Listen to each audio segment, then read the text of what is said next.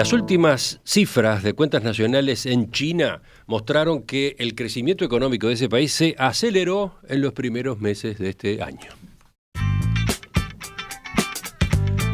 Según los datos oficiales divulgados esta semana, el PBI de China creció 5,3% en el primer trimestre de 2024 en la comparación con el mismo periodo de un año atrás. Y esto superó lo que esperaban los analistas, dejando a la economía en rumbo a cumplir con el objetivo de crecimiento planteado por el gobierno, que es 5% para el conjunto de este año. Este reporte era esperado con gran curiosidad por los mercados, dado que el freno que mostró la economía de China el año pasado se había vuelto un foco de inquietud, preocupación a nivel global. Entonces, ¿qué hay detrás de este repunte de la actividad en China? ¿Qué debemos esperar para los próximos meses? Estamos con el economista Matías Consolandich, de la consultora Exante. Matías, ¿qué tal? Buen día, ¿cómo estás? Buen día, muy bien, ¿ustedes? Muy bien. Matías, a ver, con estos números que comentaba Emiliano, ¿cómo vieron ustedes desde Exante el desempeño de la economía china en estos primeros meses? A ver, estos datos los vimos como una buena noticia, Romina, porque nos muestran que la economía creció en el primer trimestre de este año a un ritmo mayor de lo que venía siendo en 2023. Entre enero y marzo, el PIB aumentó 1,6% respecto al trimestre previo, que es una tasa sensiblemente superior a la velocidad que creció la economía sobre fines del año pasado, que eran el eje del 1% trimestral. Además, estuvo, como decía Emiliano, incluso por encima de las expectativas que tenían los analistas para el arranque de este año. Entonces, un mayor dinamismo de la actividad, sin duda que es algo bienvenido, más aún cuando venimos de un año entero, en 2023, de poco crecimiento económico. Recordemos que durante todo el transcurso del año pasado, los oyentes probablemente nos escucharon repetir más de una vez que China se había vuelto uno de los principales focos de incertidumbre a nivel global por el freno importante que estábamos viendo en su economía. Ahora, nos parece importante también marcar que el crecimiento en el comienzo de este año no fue balanceado y eso potencialmente puede convertirse en un problema. A ver, ¿a qué te estás refiriendo con eso de que el crecimiento no está siendo balanceado? Concretamente, ¿cuáles son los sectores que empujaron a la economía en estos primeros meses, por ejemplo? Ahí el crecimiento se concentró esencialmente, digamos, en un repunte de la actividad manufacturera. La producción industrial aumentó 6% en el primer trimestre del año respecto al mismo periodo de un año atrás. También se observó un aumento importante de la inversión en ese sector, subió casi 10% en esa misma comparación que decía. Esa mayor producción no se está colocando en el mercado local, sino que se exporta. El volumen de las exportaciones de China creció un 14% en el primer trimestre. Ahí la depreciación que mostró el yuan junto con la caída que están teniendo los precios en China implicaron una mejora en la competitividad y favoreció la suba esta que comentaba de las exportaciones. Decía Romina que el crecimiento no es balanceado porque no se está acompañando de una recomposición de la demanda interna en China, que fue uno de los motivos de alarma el año pasado. Uh-huh. El consumo sigue bastante deprimido. Cuando uno mira, por ejemplo, las ventas minoristas, aumentaron menos de 5% en términos interanuales en el primer trimestre. En marzo en particular, ese crecimiento fue bastante menor, fue del orden del 3%. La confianza de los consumidores, por ejemplo, sigue estando en niveles muy bajos y no parece, digamos, que esto vaya a cambiar en el corto plazo. Sí, en ese sentido, y a pesar de que la actividad mejoró, como decíamos, en estos meses seguimos viendo, por ejemplo, niveles de inflación muy bajos en China, Claro. ¿verdad? Sí, y eso es reflejo de que no observamos una mejora relevante en los niveles de consumo. Desde hace meses que no tenemos inflación minorista en China y hace un año y medio estamos con deflación en los precios mayoristas. El martes, cuando hablábamos de Japón, decíamos que la deflación, es decir, caídas de los precios de los bienes y servicios, es un problema porque posterga las decisiones de consumo, las decisiones de inversión de las familias y de las empresas. Con los datos de cuentas nacionales, uno puede mirar el deflactor del PIB, que es un índice que se usa para calcular la diferencia entre lo que es el PIB nominal y el PIB real, cuando uno depura del cálculo el impacto que tiene la suba o baja de precios. Ese deflactor nos mostró una caída de precios por cuarto trimestre consecutivo, que es algo que no se veía, digamos, desde fines de los 90. Entonces, de nuevo, el dato del primer trimestre es una buena noticia por el mayor dinamismo que mostró la economía de China, pero cabe preguntarse si ese crecimiento basado en un repunte de la producción industrial y en mayores niveles de exportaciones va a ser sostenible en los próximos meses.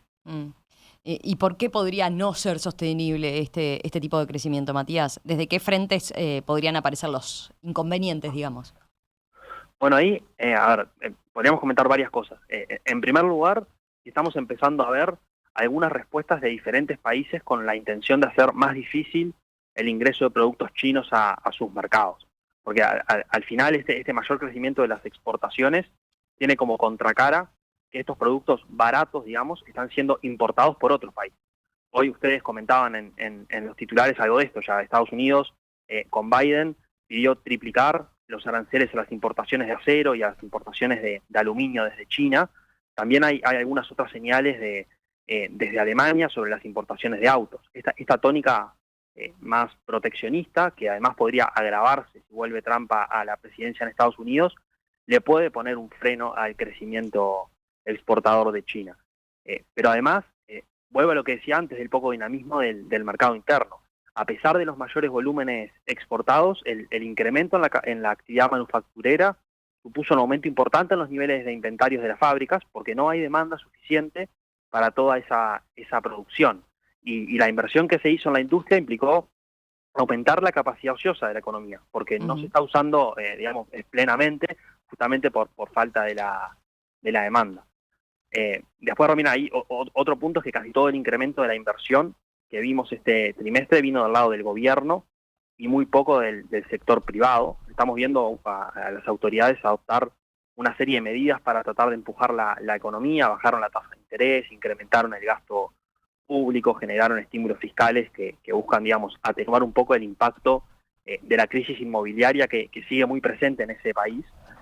Probablemente aparezca alguno más del lado de las familias para buscar reactivar el consumo, pero la deuda pública en China viene aumentando y eso está generando algunas dudas de qué tanto poder de fuego va a querer seguir utilizando el gobierno. Entonces, de estos tres frentes que comentamos, digamos, pueden aparecer algunos inconvenientes que traen esta combinación de crecimiento que vimos en el primer trimestre.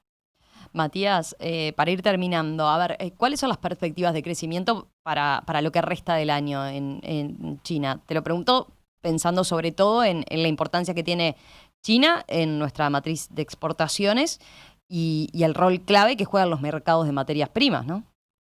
Sí, a ver, siempre decimos, ¿no? El escenario económico en China es fundamental para la economía mundial en su conjunto, pero en particular es clave para nosotros, porque es uno de nuestros principales destinos de exportación y además tiene un papel clave en la formación de precios de los commodities. De hecho, la mayor tracción que vimos en la economía al comienzo de este año fue uno de los elementos que dio cierto sostén a los precios de las materias primas en los últimos meses. Sobre las perspectivas, cuando el gobierno chino explicitó hace unos meses su objetivo de alcanzar un crecimiento de alrededor del 5% este año, la verdad es que parecía desafiante, pero bueno, si lograra sostener tasas como las del primer trimestre, sería un objetivo factible.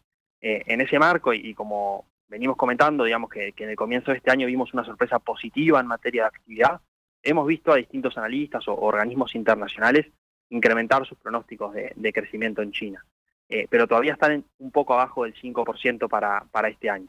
Hace unos días, en particular, el Fondo Monetario sacó su última actualización de proyecciones, decía que China iba a crecer 4,6% este año y 4,1% en 2025. Como comentamos otras veces en el programa, en China estamos viendo una desaceleración estructural de la economía.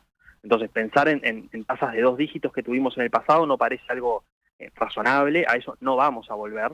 China hoy crece menos ahora porque creció mucho antes, digamos, crece también desde una base bastante más grande, ¿no? Entonces su importancia en el crecimiento global sigue siendo fundamental. Fue cambiando su patrón de crecimiento y hoy en día la tasa tendencial de la economía probablemente está más en el eje del 4,5, 5% por año.